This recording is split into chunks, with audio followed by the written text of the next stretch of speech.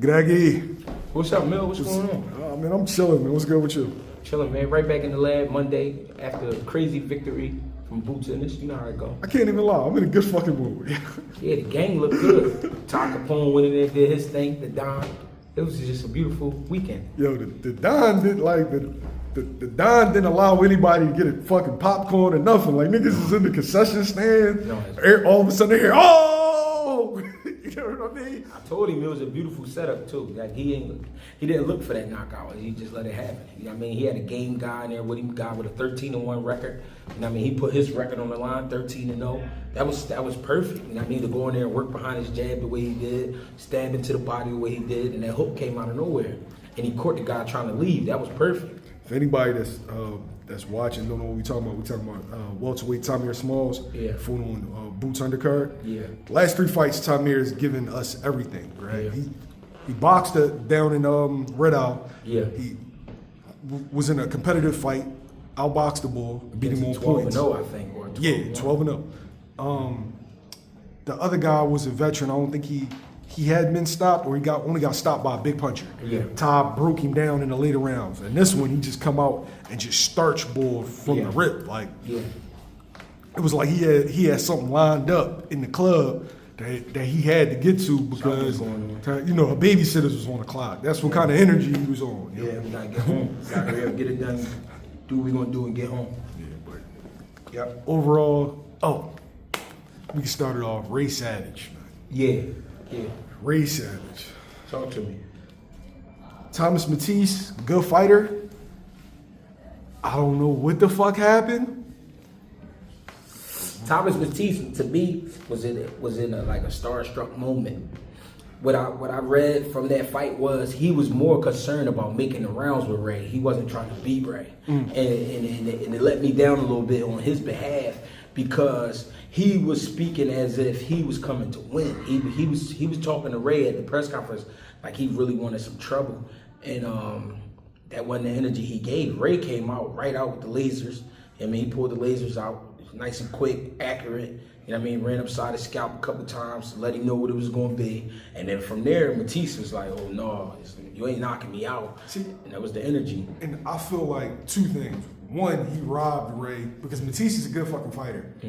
But he looked terrible in that fight. And it was a combination of Ray making him look terrible, but also him not wanting to engage.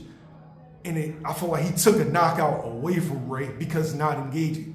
I felt like with the way the fight was going, Ray would probably stop Thomas 7, 8, something like that. But it wasn't even so much that he robbed Ray. He robbed himself. Because let's say he did just fight like he was supposed to fight, like he said he would. He would have opened up another payday for himself. It would have been against somebody at 130 pounds. But he kind of left the stench where it was like, I don't even want to see him anymore. Like, I don't want to. I'm not interested in watching Mattice fight. And I felt bad because it was like, damn, like, this was your shot. You know what I mean? Ray is one of them guys. If you go in there and beat a Ray Ford, or if you go in there and give your best effort against a Ray Ford, people gonna talk about you. But I guess he wasn't interested in that. I think he was just more interested in surviving. And Ray, I sent Ray a text and I said, I was impressed with your composure. The reason I said that to him was because it's hard to be in there with a guy like that you know is not trying to really fight. He's just trying to survive and to keep your composure and just continue to box and stick to the game plan. So I like what Ray did. I wasn't mad at him. Savage just looks like a better fighter the higher he gets in the weights. So sure. I'm looking at him now, and I just see somebody just raise your sharp really, really fast. But I ain't even gonna lie, after watching that fight, I cannot wait to see Savage at 135 pounds. I think that might be the best version of Ray Ford.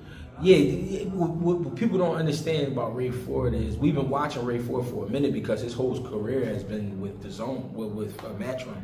So he's been getting like early TV time. He's actually like, even though he's what, 18-1, 17-1 now? I think it's like 17-1. So even though he's under 20 fights, I think he got 1 draw or 2. Even though he's under 20 fights, he is more of a veteran than we think. He got a 30 fight resume. Yeah, he's been in some good fights like early in his career. So You know what I mean? That's why he's dangerous, and that's why he's gonna be a problem for a lot of people. And you know, we just need to see him up against, I guess you could say, bigger names. You know what I mean? Yeah, but fucking dominant performance, man. Yeah. Made a good fighter look fucking pedestrian. Yeah. But I still feel like Mattice not engaged and robbed him of for sure. that moment. No, I get what you're saying. Hometown Joe, sit a dude down. Yeah. And you know, Rel always want the KO. Yeah, the body is always something special when you catch the body.